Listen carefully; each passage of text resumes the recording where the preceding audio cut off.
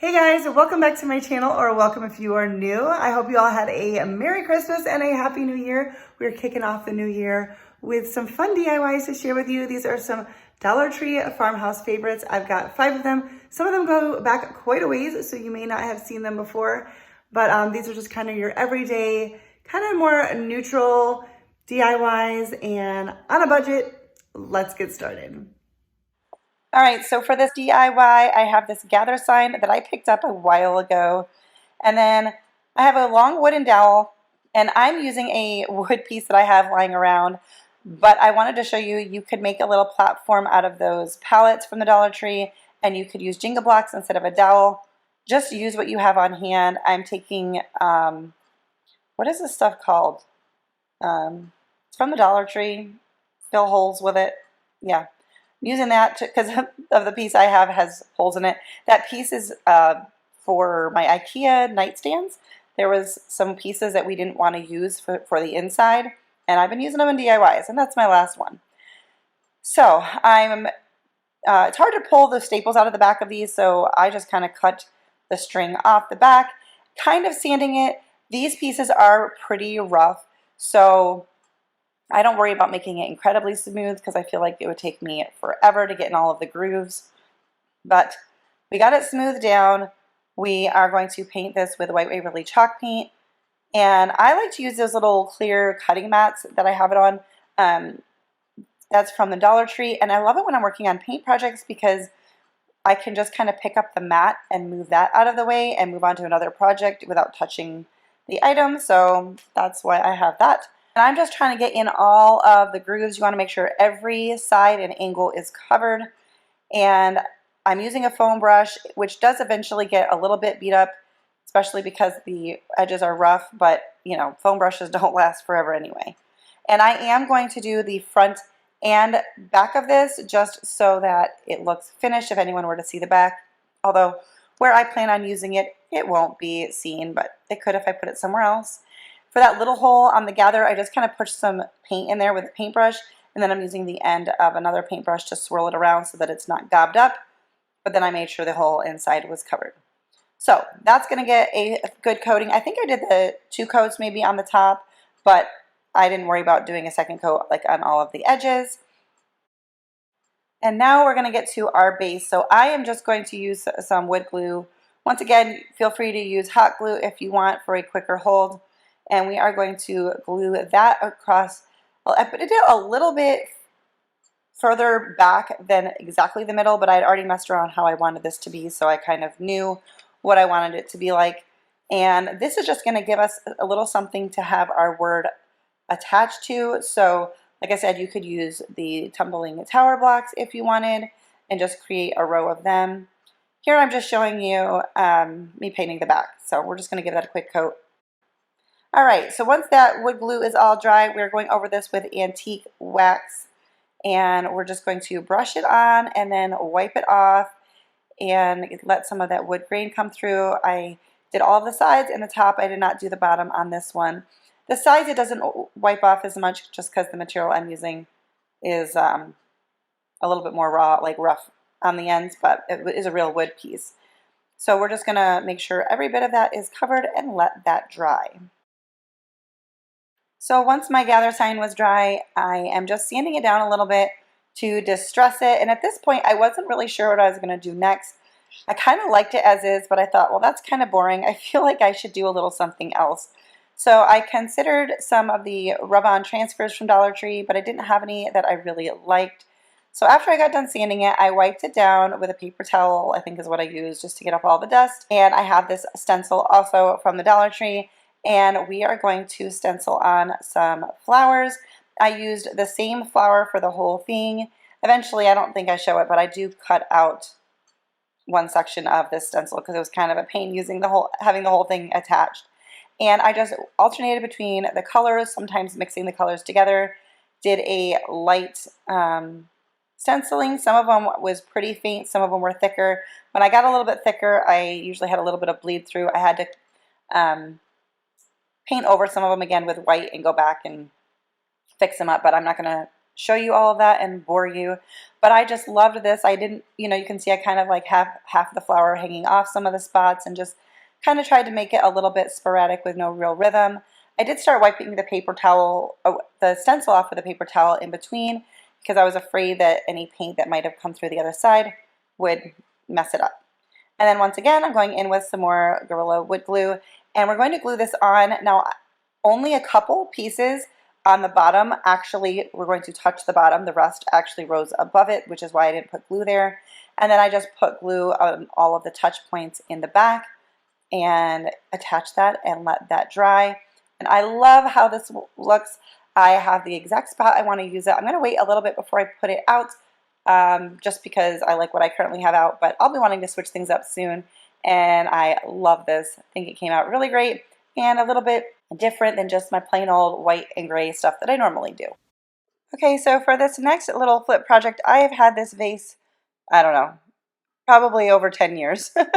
I used to actually have quite an extensive collection of vases. I probably had, I don't know, maybe around like 30 of them. And when we moved a couple years ago, I realized I didn't not want to move like 4 boxes of glass vases. So I got rid of a lot of them, but I had a couple still on hand.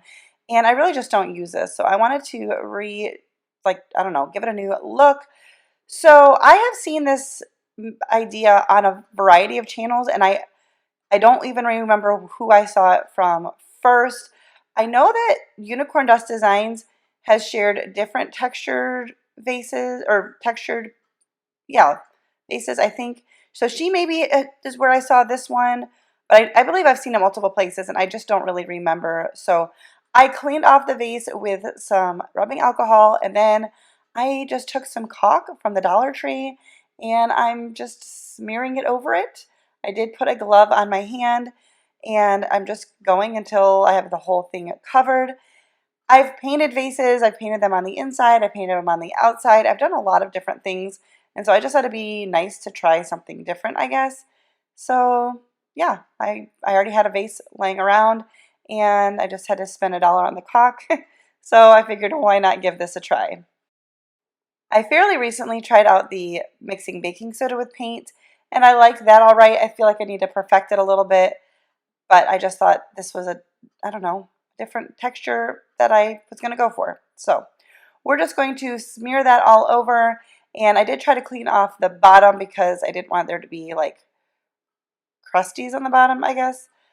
And I just did this until it was all fully covered, and then we're going to let this dry thoroughly. I believe the container might have said 2 hours, and this is a paintable caulk, so I guess I'm assuming that's important. I don't know if all caulk is paintable, but the one at the Dollar Tree is, but obviously that's an important piece there. So I took a damp paper towel to just clean off anything on the bottom, and got that all cleaned up, and then left it to dry. So to paint this, I wanted to try doing something brown, maybe to give it more of a wood look, like a wood carved vase. It didn't quite come out that way, but I do like how it came out, so stay with me. I took some antique wax, and I did have a little bit of water in that little paper bowl there that I was kind of thinning it out, and I don't know if I really needed to, but that's what I started out doing. And I'm just brushing that on until I got a nice coverage on it. And then I let it dry for a little bit, and then I wanted it a little bit darker. And here I went in with just some more of the antique wax, but not really thinned out, and just gave that another nice coat. And then I let it dry. And the next day I decided I wanted it a slightly different brown color. Oh, and it felt a little too tacky, even after it dried overnight. So I took some brown acrylic paint. I had 2 different colors, and I just used my sponge brush. I actually just used the side of my sponge brush at this time to cover it. So I'm not afraid to try out different paint things, because I'm like, if it doesn't work, just paint it again. You could certainly just paint this white, and it would maybe look more like a ceramic-y thing, or like a gray and make it look more cement, or a color, whatever. You can obviously do it however you want. But I have a lot of white and grays in my house, and I know brown isn't necessarily an exciting color, but it's a natural color. I like natural elements. So that's what I did. And then I did paint the inside at the top just so that you wouldn't get a glimpse of the glass or the white from the plaster. So that's what I did there. And here in the end, this is how it looks. And I really like how it came out. You know, if you're not a fan of this, you can certainly paint it a different color. There it is with some greenery.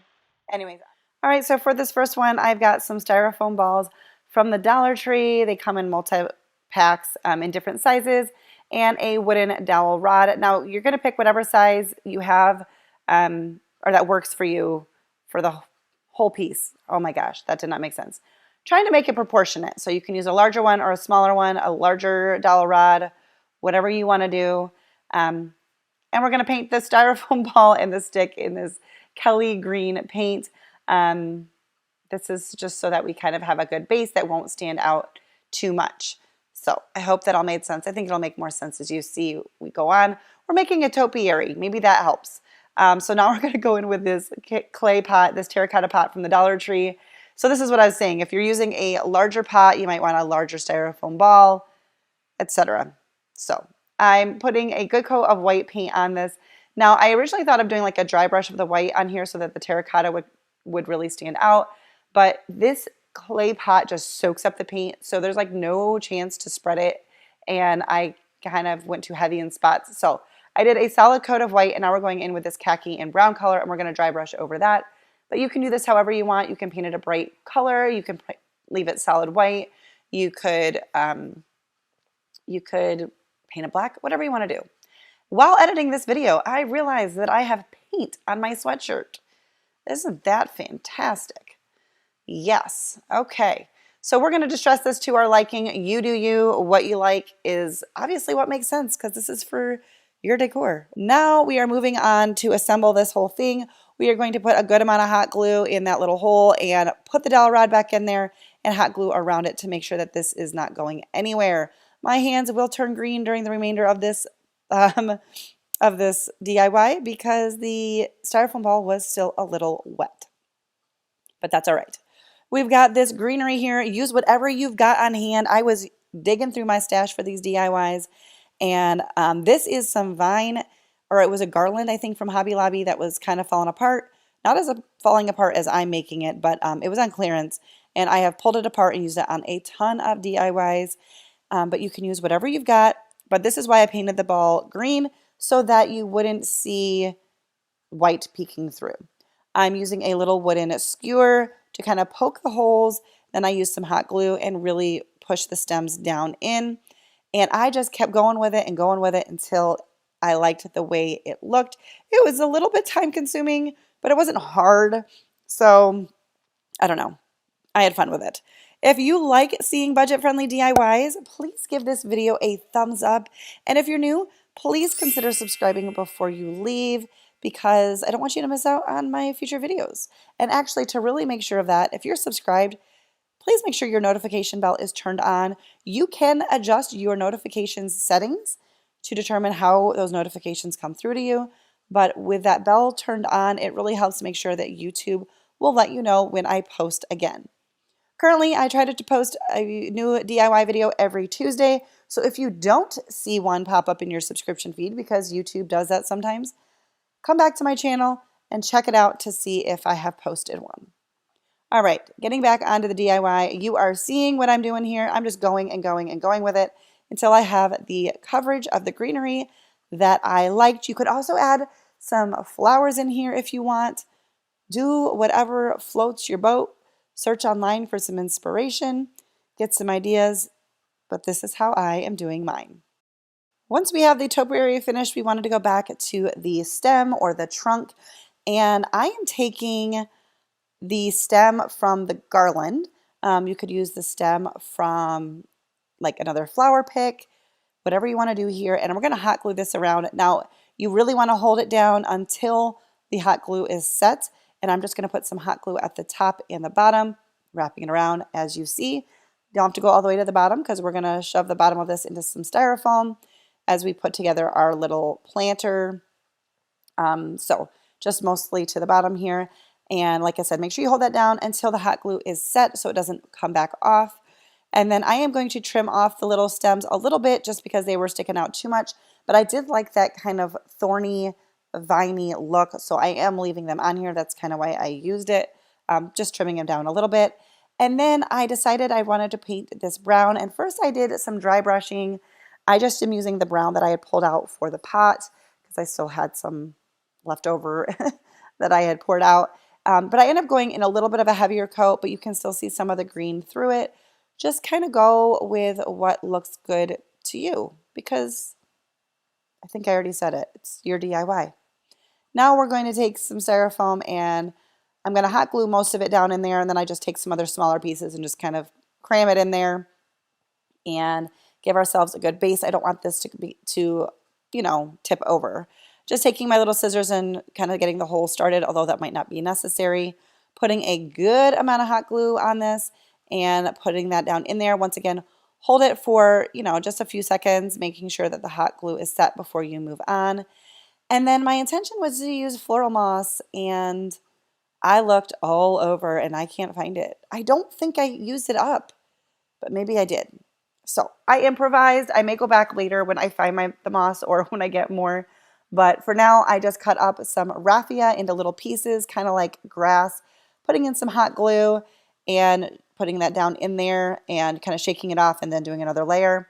But do whatever you want. Like I said, floral moss I think would be a little bit better, but we're going with what I got.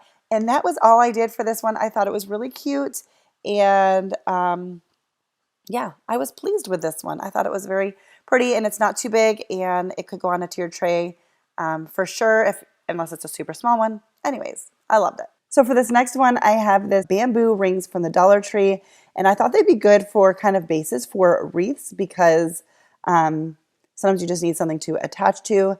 So that's what I'm doing here. I'm going to take some of this fern from Waverly chalk paint, and we're going to coat this bamboo ring on all sides. It was very easy to paint, and I'm just going to give it a good coat because this way it will blend in with what I'm going to use for the wreath. This is not going to be a super full wreath, and so I wanted the ring to just kind of blend in and you wouldn't even really notice, and it worked perfectly for this. So that's why I'm doing this.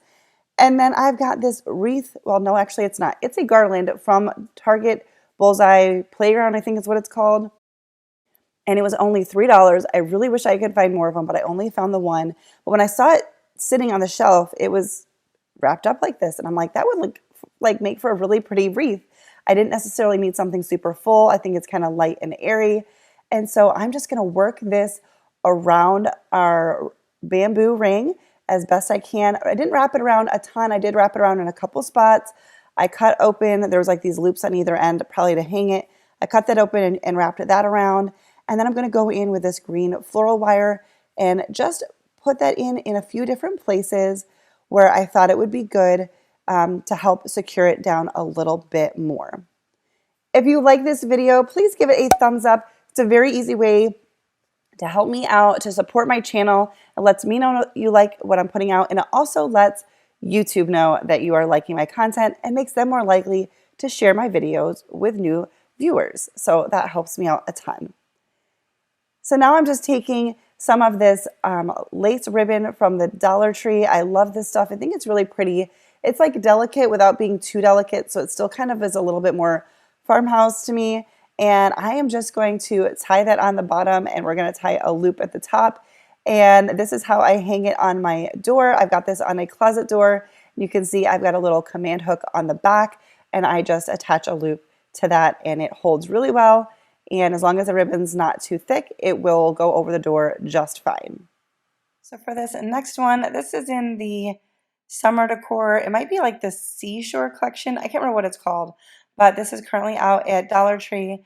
And I did make sure to find one that was pretty even because, sometimes they're a little lopsided. And then I have this black faux leather from Dollar Tree. I did want to give you a little peek at the different nautical signs, and I think they're pretty in and of themselves, but I don't do a lot of nautical or really any nautical, so we're going to make it over. When I saw the shiplap background, I thought this is a great farmhouse look, and like I said, I just looked for ones that were even and not lopsided because, well, let's be honest, sometimes the Dollar Tree signs have some imperfections. And I am just measuring out and cutting some squares of this faux leather to go across our sign. And I'm going to show you, I initially was trying to hot glue it, and I don't know if the hot glue, I don't think my glue gun had been on very long, and so it just kind of peeled off, and like it's like the glue hardened immediately, which usually only happens if you use metal. So I let it heat up a little bit more, put it onto the high setting, and tried again. Sorry, my head keeps getting in the frame, and so it goes out of focus. And I'm trying to get better at noticing that when I'm doing these. And then I go ahead and put more on it, and I was like, it was a little bit bumpy, and I just didn't love it. So I just wanted to show this to you in case you do something like this similar and you want to just skip the hot glue scenario altogether, because then it just came off very easily. And I was like, okay, I'm going to be attaching something else on here, and I don't want it to come off. So I peeled it off, peeled off the chunks of hot glue. This was very easy to do, and we're going to start over again. So I'm going to go in with this glue. It's kind of like a tacky glue. I don't remember where I got it from. I don't usually use the nozzle because, well, it just gets clogged up. So I just put a bunch out there. I'm spreading it around with a toothpick, and we're going to smooth this out. And this worked out really, really good. The materials on the bottle that it said it used was a wide variety, so I figured it would work really good. And I went ahead and covered all of the squares with the leather squares. You can use any glue you've got though. Super glue gel would be another good option. That's what I was going to use until I saw this in my drawer, and it ended up working great. Hot glue could be used as well. Just keep in mind that it will make it a little bit bumpy underneath the faux leather material. So I let that dry, and while that was drying, I had pulled out some Scrabble letters, and a couple of them were faded, so I was just going over them with a permanent marker. I used a fine tip permanent marker, and I did it over all of them, even though they weren't all super faded, but just so they looked the same. You can see the K was particularly faded. I have seen these types of tiles at the Dollar Tree or other craft stores. This is from an actual old Scrabble game that I was going to get rid of. I think it was falling apart or something, and so I kept the tiles for myself. I put them in my craft supplies. So I measured out on my squares here to have these even, and I'm just using more of that same glue to attach these, and I'm trying to get it on the edges, but I didn't want it oozing out the sides. And as I push it down, if it did ooze it out, I just kind of cleaned it up with my fingertip or my fingernail. It does dry clear anyway, but I did just kind of clean it up as I went. And I did put a little bit on the edges as I was laying the tiles together, so that there'd be a little bit of glue in between the two of them. And I am making a sign for my guest bathroom, for our half bathroom. Downstairs, there's nothing in there at all, which is fine, but I thought this would be fun. So I am writing out, take a seat with these tiles. And that is all I'm doing for this one. All right, guys, well, that's going to do it for today's video. If you liked it, once again, please give it a thumbs up. Subscribe if you are new, and I will see you in my next video. Bye, guys.